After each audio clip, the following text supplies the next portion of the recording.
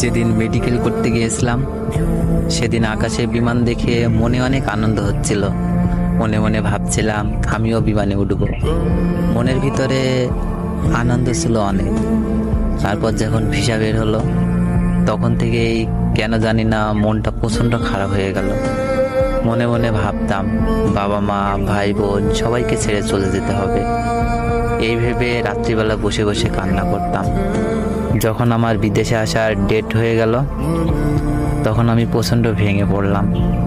আর যেদিন বিমানে উঠলাম সেদিন যেন আমার মুখ থেকে হাসিগুলো বিচ্ছিন্ন হয়ে গেল। বিমানে উঠে জানালার ধারে বসে নিজেকে প্রশ্ন করলাম, আজকে তো আমার আনন্দ পাওয়ার কথা, কিন্তু চোখে পানি কেন চলে আসছে। আমি ভেবেছিলাম দিনটা খুব আনন্দে হবে, কিন্তু বিশ্বাস করেন আমার জন্মের পর থেকে এরকম জঘন্য দিন আমার জীবনে আসেনি।